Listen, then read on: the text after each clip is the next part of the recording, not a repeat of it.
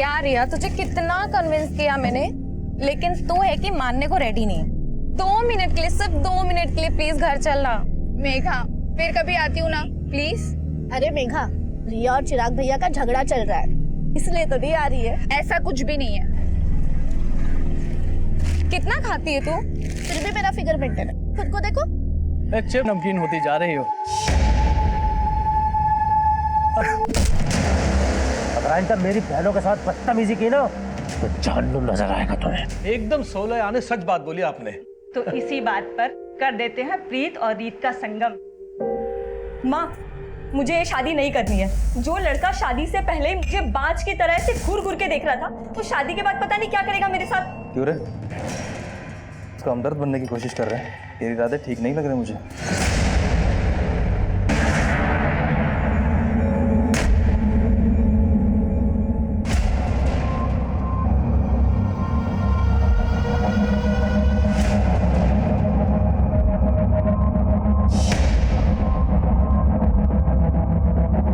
ये यहाँ क्यों आया?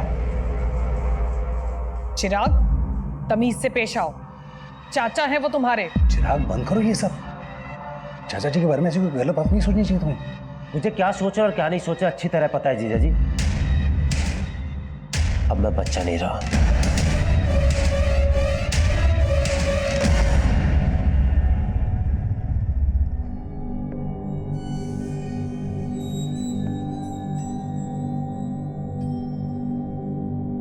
भाई साहब, मेरा मानना है प्रीत रीत से बड़ी होती है। हमारे देवी देवताओं ने हमेशा प्रीत का मान रखा। जी एकदम एकदम 16 आने सच बात बोली आपने। तो इसी बात पर कर देते हैं प्रीत और रीत का संगम। ये लीजिए, आ गई आपकी बहू। दो बेटा, दो दो।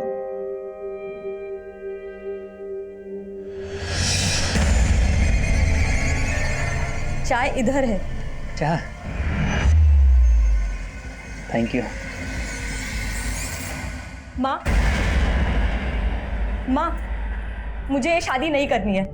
जो लड़का शादी से पहले मुझे बाज की तरह से घूर घूर के देख रहा था, वो शादी के बाद पता नहीं क्या करेगा मेरे साथ। ना बाज अपनी बाजीगिरी से बाज आएगा और ना तेरे पापा अपने फैसले से बदलने वाले हैं, समझी? पर ये फैसला मेरी जिंदगी, मेरे सपने, सब कुछ तबाह कर देगा, और ऐसा मैं होने नहीं दूंगी। क्या हो रहा है यहाँ पे? क्या होगा मचा रखा है? कुछ नहीं पापा, बस कब गिर गया था। कब गिर गया था? सिर्फ कब नहीं फूटा है? लगता है तेरा दिमाग खराब हो गया है।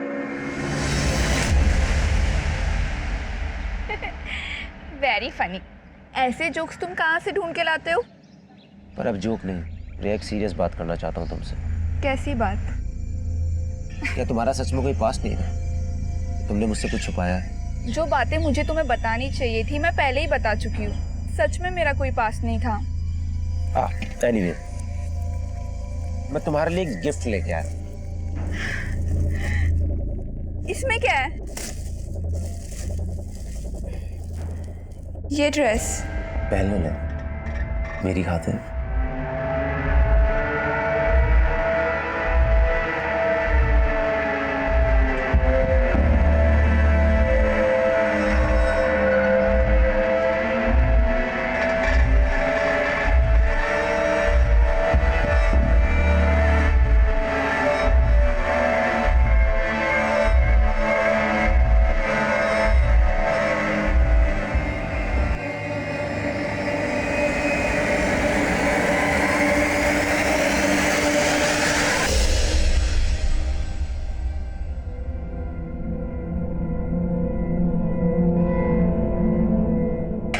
बस हो गया। मंडी जाना है मुझे, देर हो रही है।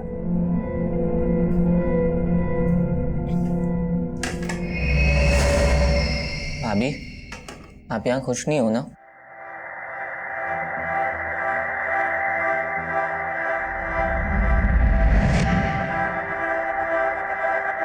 क्यों रे? उसका हमदर्द बनने की कोशिश कर रहे हैं। तेरे इरादे ठीक नहीं लग रहे मुझे। बताऊं क्या राजीव भैया को? तो बता दो ना, मुझे फर्क नहीं पड़ता है।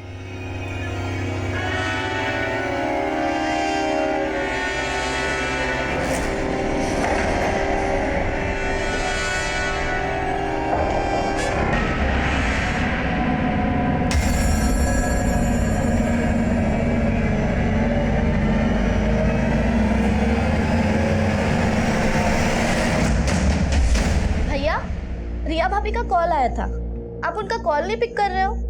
कोई झगड़ा वगड़ा हुआ है क्या उनसे? रुको, मैं रिया भाभी को कॉल कर रही हूँ, आप उनसे। कोई जरूरत नहीं, मैं बात कर लूंगा उससे।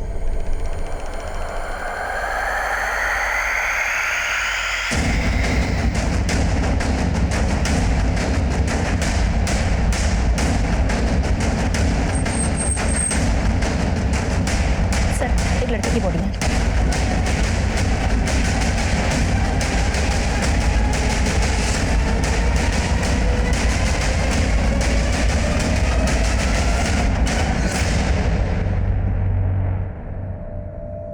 चिराग त्यागी। सर, इसके वॉलेट में कैश भी मिला है और इसका मोबाइल और घड़ी भी इसके पास ही था। गले में चेन भी है। मर्डर का मोटिव लूट तो नहीं था।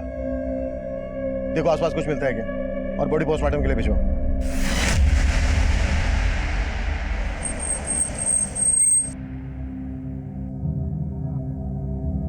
हमें चिराग की लाश एमसीडी पार्क के पास एक खाली प्लॉट में मिली है। आप लोगों से चिराग कुछ कहकर गया था कि कहाँ जा रहा है? चिराग भैया ने तो कुछ बताया नहीं था, पर हो सकता है वो रिया भाभी से मिलने गए हो। रिया भाभी? चिराग शादीशुदा था? नहीं सर, चिराग भैया की शादी होने वाली थी। रिया चिराग भैया के फियांसे हैं। मॉर्निंग में मुझे रिया भाभी का कॉल आया था, वो बोल रही थी कि चिराग भैया उनका फोन पिक नहीं कर रहे हैं। भैया, रिया भाभी का कॉल आया था, आप उनका कॉल नहीं पिक कर रहे हो? कोई झगड़ा वगड़ा हुआ है क्या उनसे?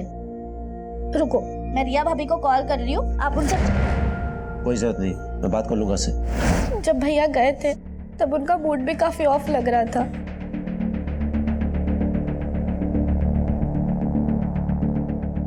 आप लोगों को किसी पर शक है जो चिराग का मर्डर कर दे? सर जरूर ये जतिन और उसके दोस्तों ने किया है। सर, कुछ दिन पहले मुझे और वर्षा को भी उनने बहुत परेशान किया था। इतना कुछ हो गया, आप लोगों ने पुलिस कंप्लेन क्यों नहीं की? चिराग भैया को लगा कि वो दोबारा ऐसी हरकत नहीं करेंगे।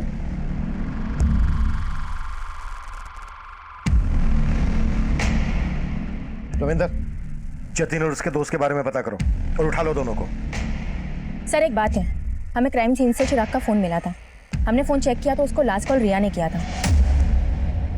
और सर, उन दोनों में करीब 5 मिनट बात हुई है। चिराग की बहनों की बातों से ऐसा लग रहा था जैसे चिराग और रिया के बीच झगड़ा हुआ। इस रिया से भी मिलना पड़ेगा।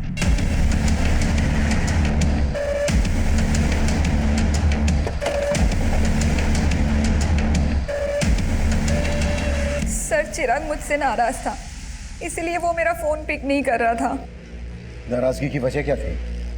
एक्चुअली मेरे पेरेंट्स का कहना था कि शादी के पहले हमें ज़्यादा नहीं मिलना चाहिए, और वो मुझसे मिलना चाहता था। मैंने उसे मना कर दिया तो उसे ये बात बुरी लग गई। चिराग की फोन पर आखिरी बार बात तुमसे हुई थी, क्या बातें हुई थी तुम दोनों के बीच?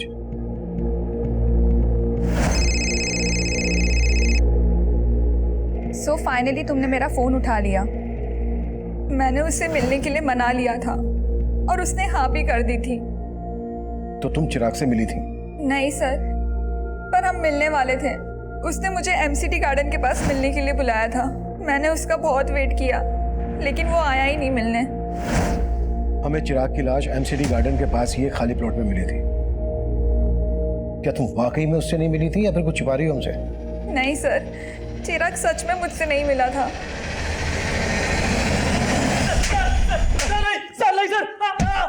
सर नहीं, सर मुझे कुछ नहीं मालूम सर। सर मैंने कुछ नहीं किया सर। तूने नहीं किया तो जतिन ने किया होगा। जतिन कहाँ है? सर जतिन 2 दिन पहले सर कुरुक्षेत्र गया था सर, और सर चिराग का मर्डर तो सर कल हुआ था। सर जतिन ने भी चिराग को नहीं मारा सर। अगर जतिन ने चिराग को नहीं मारा है तो वो अपना फोन बंद करके क्यों बैठा है? और कुरुक्षेत्र में कहाँ है वो? सर मुझे नहीं मालूम सर, मैं सर बोल रहा हूँ सर। नहीं मानेगा तो नहीं नहीं नहीं नहीं।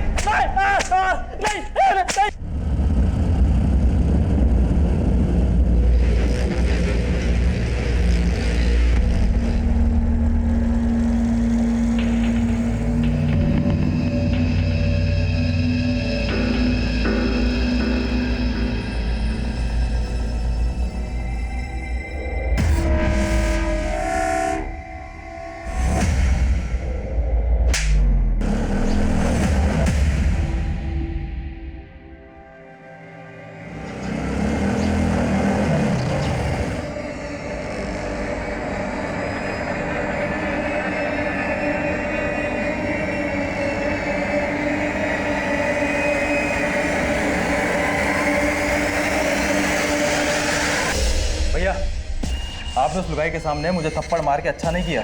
मैं चप्पल बाहर खोल के घुसा था। अरे चप्पल गई बाहर में, हमने तय किया था ना, वो सिर्फ मेरी है। सर, जतिन का फोन चिराग के मर्डर से एक रात पहले से हरियाणा के कुरुक्षेत्र में ही एक्टिव था और अपने दोस्तों की गिरफ्तारी के बाद उसने अपना फोन कुरुक्षेत्र में ही बंद किया था। माना चिराग के मर्डर वाले दिन उसका फोन कुरुक्षेत्र में एक्टिव था, पर यह भी तो हो सकता है कि जतिन तब गाजियाबाद में हो और ये सब एलिबाई खड़ी करने की एक चाल हो। जतिन के लिए लुकआउट नोटिस जारी करो, वो गाजियाबाद में छुपा हो सकता है या फिर कहीं और भी। सब और जतिन के साथ साथ रिया के बारे में भी पता करो। जब चिराग का मर्डर हुआ तब रिया उसी एरिया में थी। हो सकता है उसने हमसे झूठ बोला हो कि वो चिराग से नहीं मिली थी।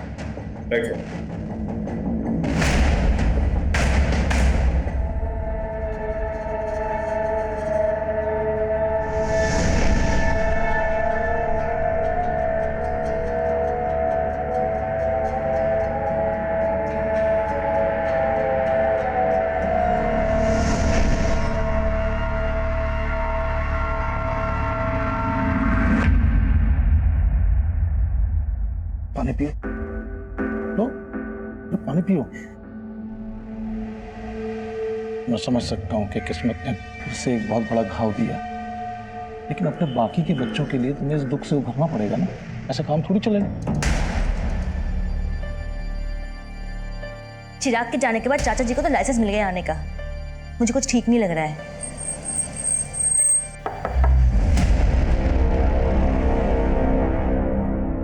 हम जतिन की तलाश कर रहे हैं, लेकिन हमें रिया के बारे में भी कुछ बातें जाननी है। चिराग रिया को कब से जानता था और क्या उन दोनों की लव मैरिज होने वाली थी? नहीं सर, उसका रिश्ता तो हमने ही करवाया था। दरअसल रिया मेघा और वर्षा के साथ एक ही स्कूल में थी। रिया और मेघा तो बचपन की दोस्त हैं। उसके घर वालों को हम बहुत अच्छे से जानते हैं। तो क्या चिराग इस शादी से खुश था? हाँ सर, ये शादी उसकी मर्जी से ही हो रही थी। आप ये सब क्यों पूछ रहे हैं? आपको क्या रिया पे शक है? मतलब मुझे पता लगा कि चिराग जब मिलने गया था रिया को तभी ये सब। आप क्या रखते हैं चिराग के? जी मैं चिराग का जीजा हूँ।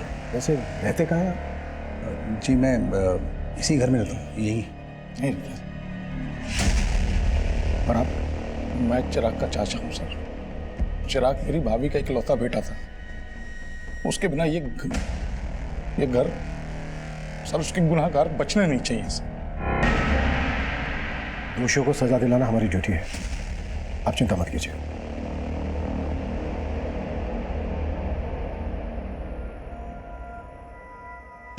चिराग के चाचा और जीजा को ज्यादा ही कंसर्न लग रहे थे। चिराग के फादर थे नहीं, जीजा घर जमाई। चेक करो कोई पर्सनल या प्रॉपर्टी को लेकर इश्यू तो नहीं था इन लोगों के बीच।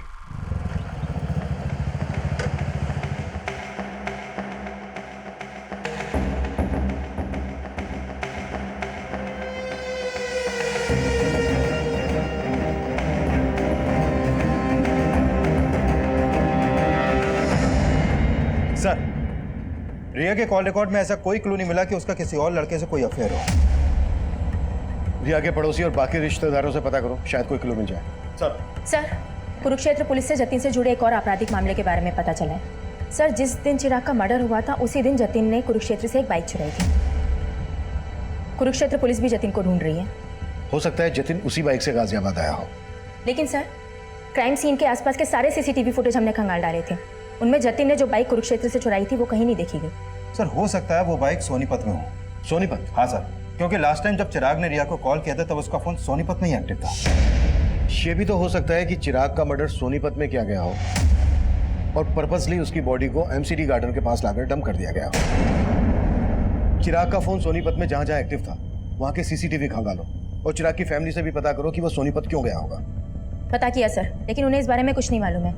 लेकिन सर, चिराग के चाचा रमाशंकर सोनीपत से कुछ 50 किलोमीटर दूर पानीपत में रहते हैं। चाचा के खिलाफ कुछ मिला? फिलहाल तो नहीं सर, लेकिन हम पता कर रहे हैं। और ये भी पता लगाओ कि जतिन का चिराग से जुड़े किन किन लोगों से कनेक्शन था। हो सकता है चिराग के मर्डर में जतिन को मोहरा बनाया गया।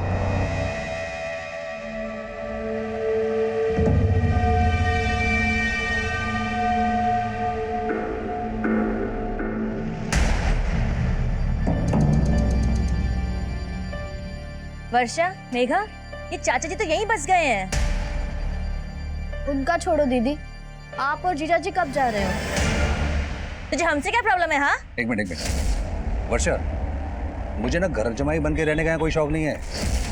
तुम दोनों को पता है कि मैंने एक फ्लैट बुक किया है। अगर उसका बिल्डर पैसे लेके भागा नहीं होता ना तो मैं तो यहाँ। पिछले 2 साल से जीजा जी आप यही बोल रहे हैं। और दीदी, आपको तो पता है ना अपना फाइनेंशियल कंडीशन कैसा है, इसलिए प्लीज आप दोनों अपने रहने का इंतजाम कहीं और ही कीजिए ताकि हम ऊपर वाला फ्लोर रेंट पे दे सकें। ये घर ना मेरा भी है, तुम मुझे से जाने के लिए नहीं बोल सकती, समझी? बस फिर से तुम लोग उसी बातों पे लड़ने लगे। और मेघा, किसकी नीयत कैसी है ये मैं अच्छे से जानती हूँ, और इन सब बातों के लिए मैं हूँ। लेकिन चिराग भैया ने तो आप पे कभी भरोसा ही नहीं किया, और वजह आप अच्छी तरीके से जानती है। हम चिराग के घर वालों के बारे में पता कर रहे थे और दूसरी तरफ हम जतिन को भी ढूंढ रहे थे, लेकिन हमें जतिन नहीं मिल रहा था जिस पर चिराग की फैमिली शक जता रही थी।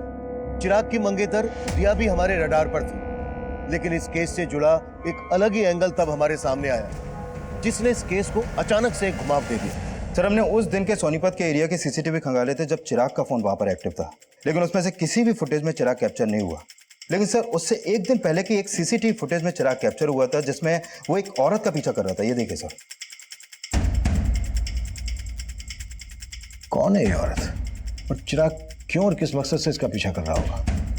प्रिया, औरत घूंघट में है, फिर भी चिराग के घर वालों को ये फुटेज दिखाओ, हो सकता है वहां से कोई हिंट मिल जाए। Right sir.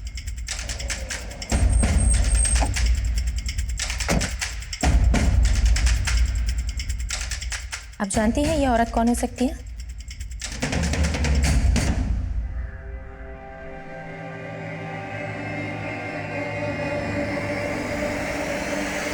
अरे वो नीच, जब मैं अंदर होता हूँ तब भी तू इसी तरह झांकता है? हाँ, झाँकता हूँ, लेकिन आपकी तरह आपकी मशरूफियत में बाधा नहीं डालता। उसे देखिए, इश्क लड़ा रहा है अंदर। तो लड़ाने दे, तेरे क्यों चुल उठ रही है? अरे वो मेरे भोले भैया उस लड़की को हमारे खिलाफ भड़का रहे हैं।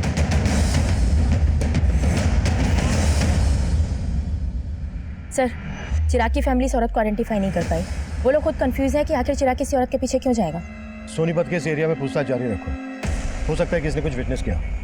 सर, सुजाता के जिस रिश्तेदार ने रिया और चिराग का रिश्ता करवाया था, मेरी उनसे बात हुई। उनका कहना है कि चिराग के मर्डर वाली सुबह उनको रिया की माँ का कॉल आया था और वो रिया से चिराग का रिश्ता तोड़ना चाहती थी, लेकिन उससे पहले चिराग का मर्डर हो गया सर। यानी चिराग और रिया की स्टोरी में कोई और भी एंगल है। रिया की मदर ये रिश्ता तोड़वाना चाहती थी तो जाहिर सी बात है रिया को ये बात पता होगी, लेकिन रिया ने हमसे बताई नहीं। इस वजह से दोबारा मिलते हैं। अरे बाबली, अरे रो क्यों रही है? अरे आज रोने का दिन ना है, आज तो हंसने का मौका है। अरे अपना मुकुल है ना, उसका हैप्पी बर्थडे है और उसे आज मैं अपना दिन तोहफे में दूंगा। सर, मम्मी मेरे कहने पे ये रिश्ता चिराग से तोड़ने वाली थी, लेकिन फिर उसका मर्डर हो गया। मुझे इसलिए कुछ समझ में नहीं आ रहा था कि आप लोगों को ये बात बोलूं या ना बोलूं। समझ में नहीं आ रहा था? क्या फिर जानबूझकर ये बात हमसे छुपाई गई? नहीं सर, ऐसा कुछ भी नहीं है। तो फिर कैसा है? शादी क्यों तोड़ना चाहती थी? सर, एक्चुअली वो चिराग कुछ दिनों से बहुत अजीब बिहेव करने लगा था। पहले वो जब भी मिलता था अच्छी बातें करता था, लेकिन अचानक से उसके बिहेवियर में चेंजेस आ गए। रिया, एक सीरियस बात करना चाहता हूँ तुमसे। कैसी बात? क्या तुम्हारा सच में कोई पास्ट नहीं था? जो बातें मुझे तुम्हें बतानी चाहिए थी मैं पहले ही बता चुकी हूँ। सच में मेरा कोई पास्ट नहीं था। एनीवे, मैं तुम्हारे लिए एक गिफ्ट लेके आया। ये ड्रेस पहन लो।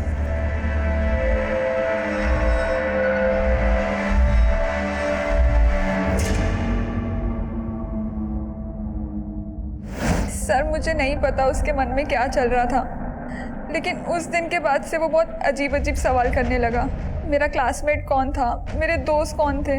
मतलब उसे तुम पर शक था कि तुम्हारा कोई एक्स है?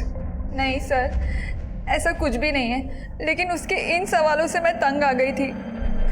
मैंने ही मम्मी से कहा था कि मैं उससे शादी नहीं करना चाहती, और फिर मैंने डिसाइड किया कि उस दिन मैं चिराग से मिलकर सब कुछ खत्म कर लूँगी।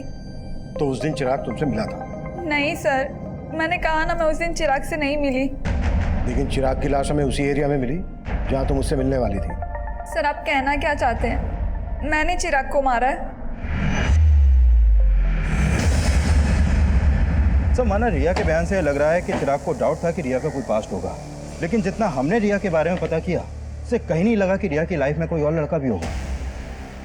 लेकिन सवाल यह है कि चिराग को शक क्यों था?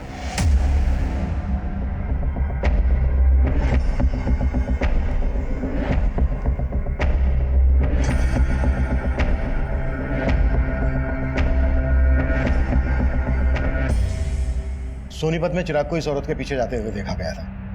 हो सकता है इसी औरत ने चिराग के दिमाग में जहर भरा हो। सर इसका मतलब ये औरत रिया की जानने वाली हो सकती है। करेक्ट। और हो सकता है चिराग को इस औरत की असलियत पता चल गई हो और इस औरत ने इस औरत की फोटो रिया और उसकी मदर को दिखाओ और सोनीपत में पूछताछ तेज कर दो। हमारे लिए जानना बेहद जरूरी है कि आखिर ये औरत है कौन। सर क्या आप इसको जानते हैं?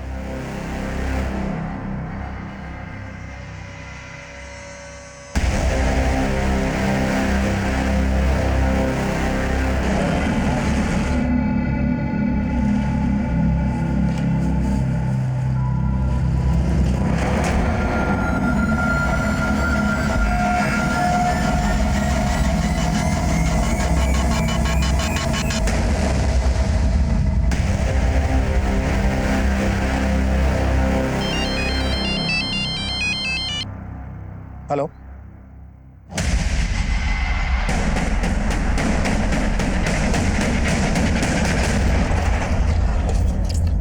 सर जिस घूंघट वाली औरत को हम ढूंढ रहे थे उस औरत को इस दुकान पे देखा गया। सर वो औरत उस दिन यहाँ खरीदारी करने आई थी। सुनिए, अब जी नहीं पहचाना? अरे चिराग। उसके बाद वो लड़का भी यहाँ से उस औरत के पीछे चला गया था।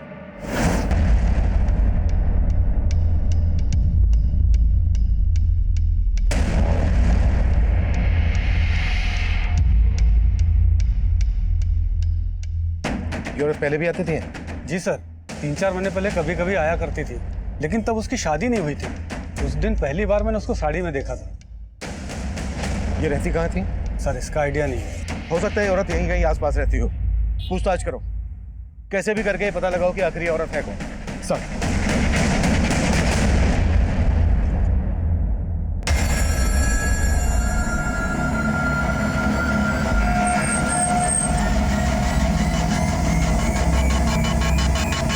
हम सोच ही नहीं पा रहे थे कि उस घूंघट वाली लड़की की चिराग के मर्डर में क्या भूमिका होगी, लेकिन उसी दौरान कुरुक्षेत्र पुलिस से हमें जतिन से जुड़ी एक अहम लीड मिली और आखिरकार हमने जतिन को धर ही लिया।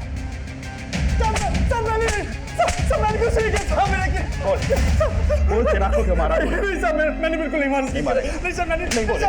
लेकिन हमारी लगातार कोशिशों के बावजूद जतिन इस बात से इनकार करता रहा कि उसका चिराग के मर्डर से कोई लेना देना था। वहीं उस घूंघट वाली औरत की तलाश हमें एक ऐसे मकाम पर ले आई जहां हमारे सामने आया कि चिराग अपने सोशल मीडिया अकाउंट से उसके टच में था। वहीं उस लड़की का सोशल मीडिया प्रोफाइल उसका एक नया रूप लेकर हमारे सामने आया। साइबर सेल ने चिराग के फ्रेंड्सबुक अकाउंट को क्रैक किया है। सर इसके अकाउंट में इस लड़की का प्रोफाइल रितु सिंह के नाम से है और चिराग के मर्डर से पहले तक इन दोनों के बीच में काफी चैटिंग हो रही थी। तुम रिया से शादी करके बहुत बड़ी गलती कर रहे हो। रिया का कई लड़कों के साथ अफेयर था और मेरे एक फ्रेंड को भी उसने धोखा दिया। तुम्हें विश्वास नहीं हो रहा है ना मेरी बात पर? मेरे फ्रेंड ने मुझे बताया कि रिया की बेड पर पिल है जो वही जान सकता है जिसका उसके साथ फिजिकल रिलेशन था। सर यानी ये रितु रिया को भी जानती है और उसके बॉयफ्रेंड को भी। लेकिन रिया ने रितु का फोटो आइडेंटिफाई नहीं किया और ना ही उसकी बैकग्राउंड से हमें यह पता चला है कि रिया का किसी के साथ कोई अफेयर था। हो सकता है कि रितु रिया के खिलाफ चिराग को भड़का रही हो। चिराग ने अपने मर्डर से एक दिन पहले मैसेज किया था कि मैंने तुम्हें सोनीपत में देखा था लेकिन तुमने मुझे देखकर अनदेखा किया, और उसके जवाब में ये लिखती है, उस समय मुझे कुछ सूझा नहीं था, मैं तुमसे दोबारा मिलने के लिए तैयार हूँ। उसके बाद कोई चैटिंग नहीं हुई। सर इसका मतलब चिराग इस लड़की से मिला होगा और जरूर चिराग के मर्डर में इसी लड़की का हाथ होगा सर। लेकिन इनकी चैटिंग से ऐसा लग नहीं रहा है कि सिर्फ ऑनलाइन फ्रेंड थे, शायद इससे कुछ ज्यादा था। May be affair. लेकिन सर चिराग के कॉल रिकॉर्ड में तो ऐसे किसी भी रितु नाम की लड़की का कोई नंबर नहीं मिला है। लेकिन चैट से ऐसा लग रहा है कि इन दोनों के बीच सिर्फ चैटिंग नहीं होती थी, फोन पर भी बातें होती होंगी, शायद इंटरनेट कॉलिंग। मामला जिल्टेड लवर का लग रहा है। लुक, चिराग और ऋतु एक दूसरे को पसंद करते थे, लेकिन चिराग रिया से शादी करने वाला था, तो हो सकता है ऋतु को यह बात पसंद नहीं हो और इसलिए उसने रिया के खिलाफ चिराग के दिमाग में जहर भरा हो, और जब उसे लगा कि उसका प्लान फेल हो रहा है तो उसने चिराग को मरवा दिया। पर इस लड़की का प्लान तो ऑलमोस्ट सक्सेस हो ही चुका था सर, क्योंकि रिया चिराग को शादी के लिए मना ही करने वाली थी। लेकिन इससे पहले कि रिया चिराग से मिल पाती, चिराग का मर्डर हो गया। एक काम करो, ऋतु के बारे में सब कुछ पता करो।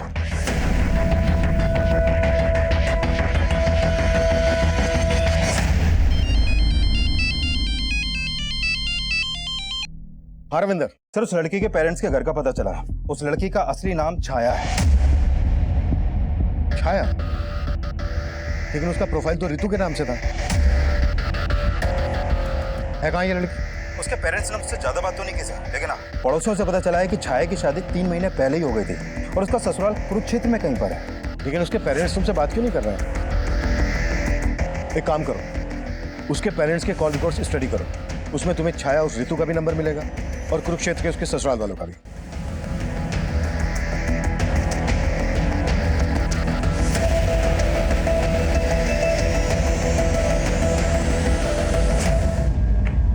सर, छाया के पेरेंट्स के कॉल रिकॉर्ड में छाया का नंबर तो मिला ही है, लेकिन उसके अलावा 2 नंबर और मिले हैं कुरुक्षेत्र के।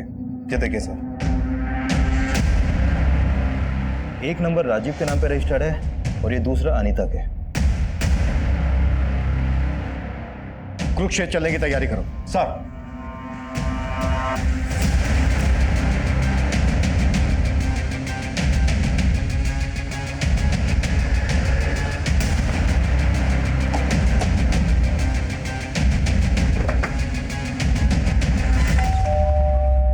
जी, हम छाया से मिलने आए हैं। हमें पता चला है कि उसकी यहीं पर शादी हुई है। जी, वो मेरी बीवी है, लेकिन आप उससे क्यों मिलना चाहते हो? हमें केस के सिलसिले में उससे बात करनी है। केस? कौन सा केस साहब? बुलाओ उसको, या हम उसी से बात करेंगे। नहीं, वो यहाँ पर नहीं है। तो फिर कहाँ है? 1 सप्ताह पहले यहाँ से भाग गई। भाग गई? जी, और अब हम उसके बारे में कोई बात भी नहीं करना चाहते हैं। धन्यवाद।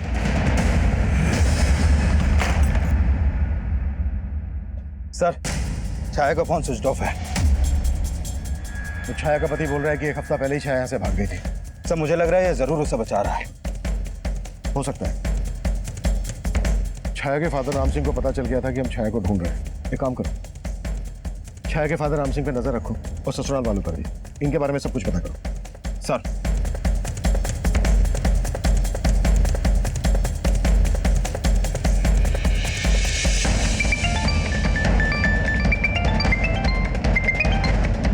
जैन सर।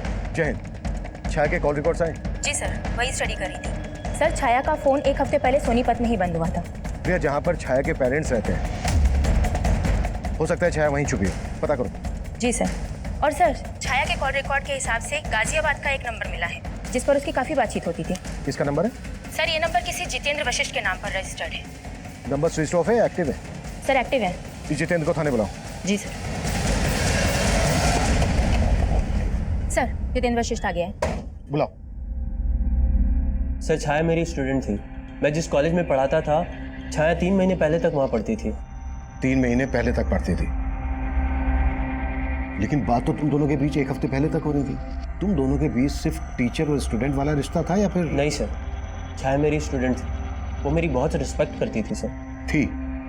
मतलब अब कहाँ है वो? सर, मैं आपको सब कुछ बताता हूँ। दरअसल छाया एक ऐसे कम्युनिटी से बिलोंग करती है जहाँ एक ही लड़की की शादी परिवार के सभी बेटों के साथ कर दी जाती थी। What? हाँ सर, कुरुक्षेत्र में उसकी शादी 3 भाइयों के साथ हुई थी, लेकिन वो इस शादी के खिलाफ थी। पर उसके पेरेंट्स ने उसकी एक बात नहीं सुनी और वो अपनी तकलीफ मुझसे शेयर करती थी। 1 हफ्ते पहले वो मुझसे नरेला मिलने आई थी। सर, वो अपने 3 पतियों से तंग आकर वहाँ से भाग आई थी। वो मेरी हेल्प चाहती थी सर। कैसी हेल्प? सर, उसको पैसों की ज़रूरत थी। उसने मुझसे कहा था कि मुंबई में उसकी एक फ्रेंड है जो एनजीओ में काम करती है। मैंने उसे मुंबई जाने के लिए 10,000 रुपये भी उधार दिए थे और फिर उसके बाद वो चली गई। लेकिन फ़ोन तो उसका अभी बंद आ रहा है। सर, मुझे भी ये समझ में नहीं आ रहा है। अच्छा, मुंबई में कहाँ जाने वाली थी वो और किस फ्रेंड की बात कर रही थी? सर, इस बारे में उसने मुझसे कुछ नहीं बताया।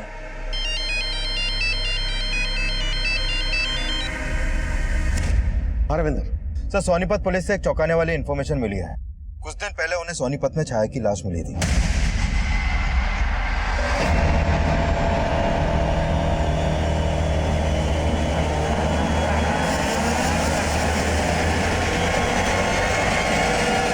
सर, सोनीपत पुलिस ने छाया का पोस्टमार्टम करवाया तो सामने आया कि छाया का मर्डर भी चिराग की तरह उसका गला दबा के किया गया था और उसकी मौत 1 हफ्ते पहले तभी हो गई थी जब उसका फोन बंद हुआ।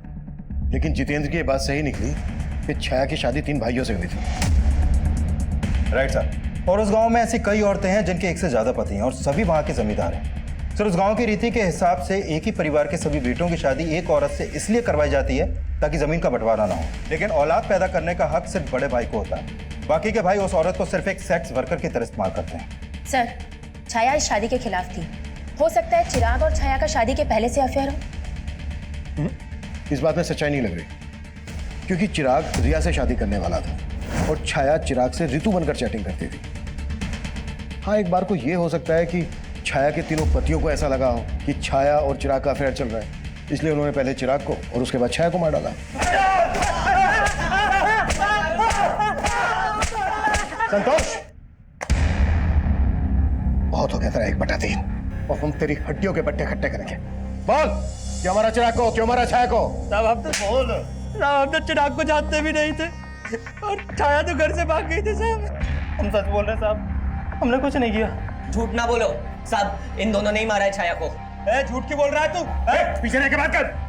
बोल। झूठ बोल रहे हैं साहब, ये इन दोनों ने ही मारा है। मुकुल को दूसरे कमरे में लेकर आओ।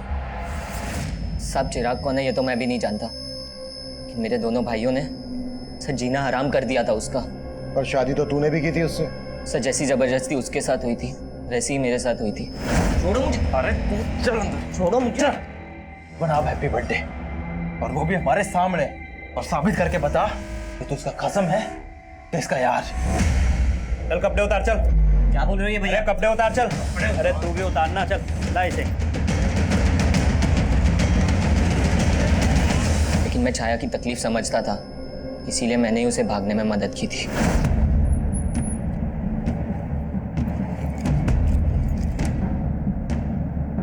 साहब, वो गाजियाबाद बोल के निकली थी, लेकिन मेरे दोनों भाई उसे बाद में ढूंढ रहे थे। सच सच बता दे, कहाँ भेजा तूने उसे? नहीं भैया, मैंने उसे नहीं भगाया है। मम्मी कसम, मैंने उसे नहीं भगाया है। मम्मी आप तो... सर, मुझे पक्का यकीन है उन्होंने उसे ढूंढ के मार दिया होगा। हमें पता चला है गाजियाबाद में वो अपने एक टीचर जितेंद्र से मिली थी, उससे 10,000 रुपये भी उधार लिए और वहाँ से सीधे मुंबई जाने वाली थी। मुंबई में उसकी एक फ्रेंड है जो एनजीओ में काम करती है।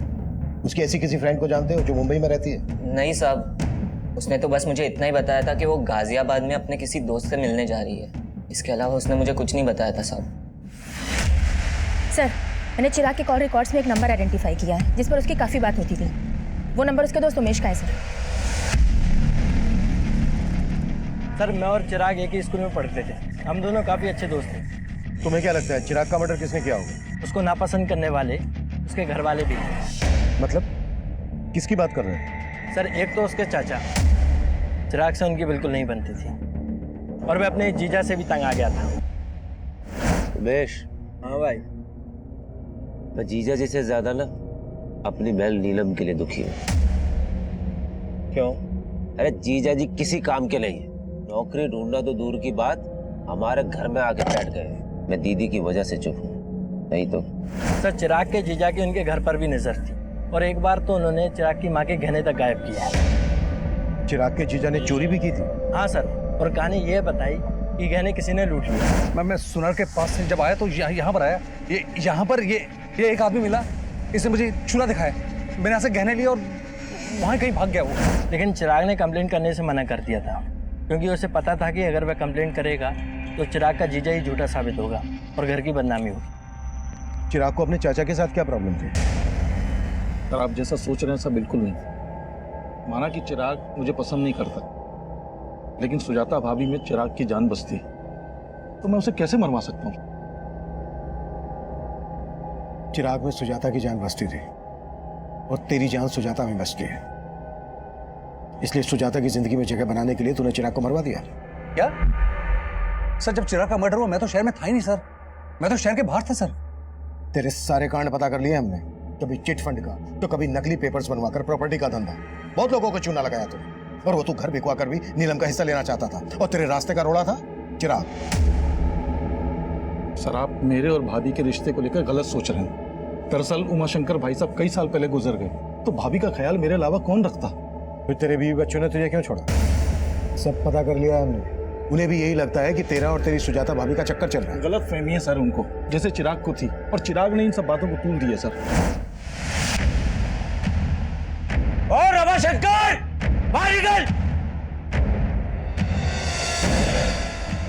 क्या बदतमीजी कर रहा है? इधर आके बात कर। अंदर तो मेरे पाँव के जूते भी नहीं जाएंगे। लास्ट वार्निंग दे रहा हूँ, अगर मेरी माँ से मिला ना तो अच्छा नहीं होगा रमाशंकर। सर, इस चिराग की वजह से मेरी फैमिली मुझे शक की निगाह से देखने लगी थी। हो सकता है इसी बात का बदला लिया हो तूने चिराग से। सर, मैं मानता हूँ कि मैं बहुत घटिया आदमी हूँ, लालची आदमी हूँ, लेकिन ये चिराग के मर्डर में मेरा कोई रिलेशन नहीं है सर। मेरे और सुजाता भाभी के बीच में तेवर भाभी से पहले दोस्ती का रिश्ता है। मतलब? सर, बड़ी भाभी सुनीता की मौत के बाद। अब ये सुनीता भाभी कौन है? सर, मेरे भैया की पहली पत्नी। सर, उनकी मौत के बाद भैया ने सुनीता भाभी की छोटी बहन सुजाता से शादी कर ली, ताकि उनके बच्चों को माँ का प्यार मिल सके। मतलब नीलम और चिराग तुम्हारी सुजाता भाभी के बच्चे नहीं है? नहीं सर, वो बड़ी भाभी के बच्चे हैं, लेकिन सुजाता ने मेघा और वर्षा से ज्यादा उन दोनों का ख्याल रखा। सर, सुजाता जब शादी होकर यहाँ आई थी तो उसकी उम्र बहुत कम थी, तो भैया ने मुझे जिम्मेदारी दी कि मैं एक दोस्त की तरह उनका ख्याल रखूं। सर, जो रिश्ता भैया ने बनवाया था ना, उसमें चिराग ने दिल खोल के कीचड़ उछाला है। सर, आप हमारे परिवार का इतिहास निकलवा के सिर्फ हमारे जख्मों पे नमक छिड़क रहे हैं। सुजाता जी, हम सिर्फ अपनी ड्यूटी कर रहे हैं। तो सही जगह कीजिए ना ड्यूटी। मेरे बेटे के मर्डर में किसी घर वाले का नहीं बल्कि बाहर वाले का हाथ है। प्लीज प्लीज हमें तंग करना बंद कर दीजिए। सर, छाया के कॉल रिकॉर्ड में मुंबई का एक भी नंबर नहीं मिला है, और ऐसा कोई लीड भी नहीं मिला है जिससे पता चले कि उसका कोई रिश्तेदार मुंबई में होगा। मतलब जितेंद्र ने झूठ बोला था हमसे? कुंडली निकालो उसकी। सर,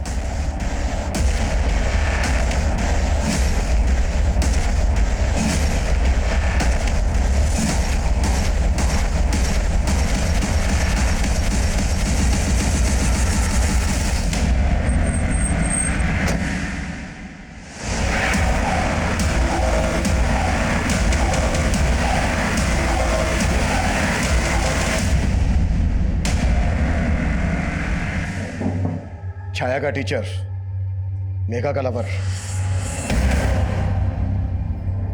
अब ये बोल, छाया को ऋतु बनाने का क्या चक्कर है? पहले चिराग का मर्डर, उसके बाद छाया का मर्डर। ये कहानी क्यों और कैसे रची?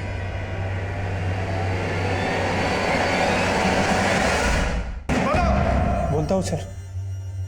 सर, मेरा और मेघा का अफेयर चल रहा था सर, लेकिन हमारा ब्रेकअप हो गया था सर, क्योंकि मेरे पेरेंट्स ने जबरदस्ती मेरी रिश्ता कहीं और करा दिया था।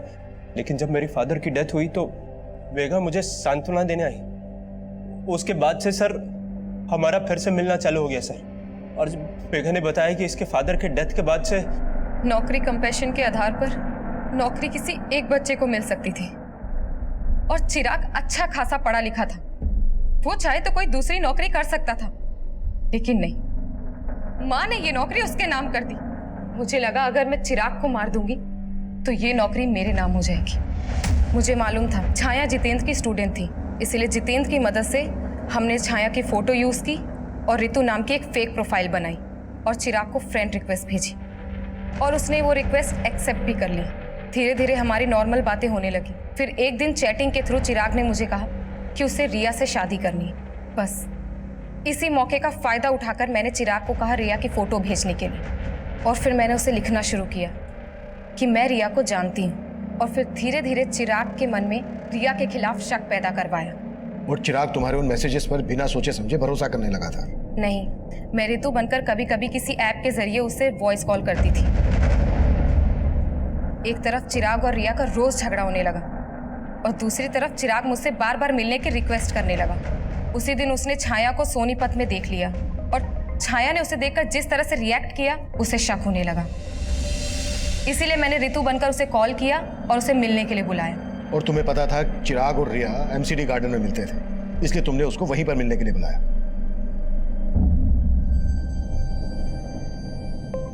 भैया, मेघा तू? रिया ने मुझे आपके पास भेजा है। चलिए मैं आपको उसके पास ले चलती हूँ।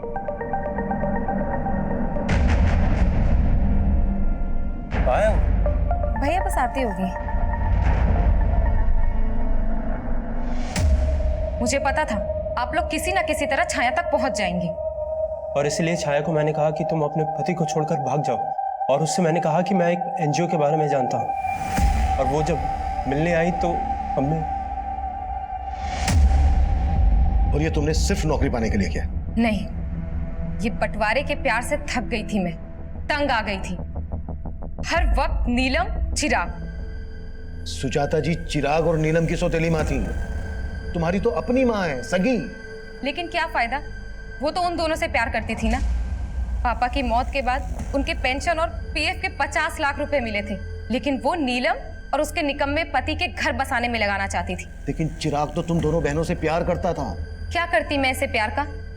माँ का सारा प्यार, प्रॉपर्टी, पापा के पैसे सब रख लेता वो।